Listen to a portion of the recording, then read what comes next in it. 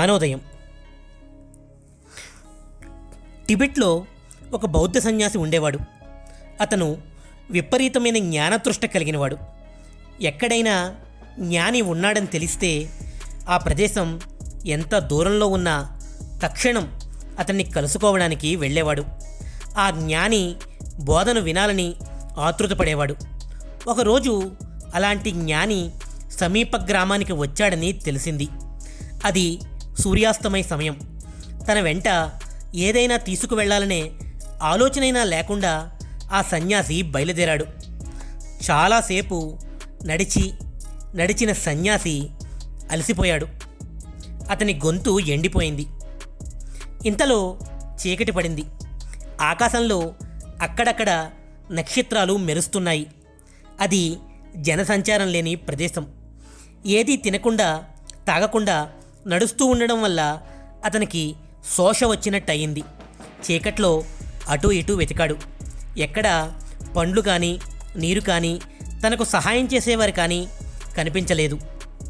అతను నేల మీద మోకరిల్లి ఆకాశం వైపు చూసి చేతులు జోడించి, బంతే, ఒంటరిగా ఉన్నాను, అలసిపోయాను, దాహంగా ఉంది, నీవే దిక్కు, నన్ను కాపాడు, లేకపోతే నేను మరణిస్తాను. సత్యాన్ని తెలుసుకోకుండానే కన్నుమూస్తే నా జీవితం వ్యర్థమవుతుంది. కరుణించు, భగవంతుడా నన్ను కాపాడు అని బుద్ధ భగవానుణ్ణి ప్రార్థించాడు. అతను అటూ ఇటూ కదులుతూ ఉంటే చేతికి ఏదో తగిలింది. మూతపడుతున్న కళ్ళను శక్తి కొద్దీ తెరిచి చూశాడు. అది బంగారు పాత్రలా ఉంది. అందులో నీరు ఉంది. బుద్ధ భగవానుడు కరుణాసాగరుడు అనుకుంటూ అందులోని నీటిని తాగేశాడు. దప్పిక తీరింది. తృప్తిగా హాయిగా అక్కడే నిద్రపోయాడు. మరుసటి రోజు సూర్యుడి వెచ్చటి కిరణాలు అతన్ని నిద్రలేపాయి. ముందు రోజు జరిగింది గుర్తుకు వచ్చింది. అతను లేచి చుట్టూ చూశాడు. అక్కడ బంగారు పాత్ర లేదు, నీరు లేదు. కొద్ది రోజుల కిందట మరణించిన మనిషి కపాలం ఉంది. బహుశా ఏదో క్రూర జంతువు దాడిలో మరణించిన మనిషిలా అనిపించింది. అక్కడక్కడ రక్తపు మరకలు ఉన్నాయి. కుళ్ళిన మాంసం ముక్కలు ఉన్నాయి. అవి కీటకాలతో నిండి ఉన్నాయి. తను రాత్రి తాగింది ఆ కపాలంలోని నీళ్లేనని అతనికి అర్థమైంది. అతను ఆశ్చర్యానికి ఆందోళనకు గురయ్యాడు.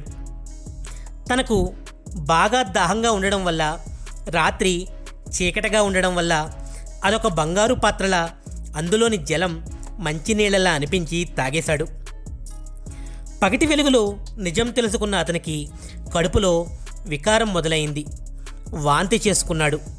కాసేపు నిశ్చలంగా కూర్చున్నాడు. అతనిలో అనేక ఆలోచనలు కదలాడసాగాయి.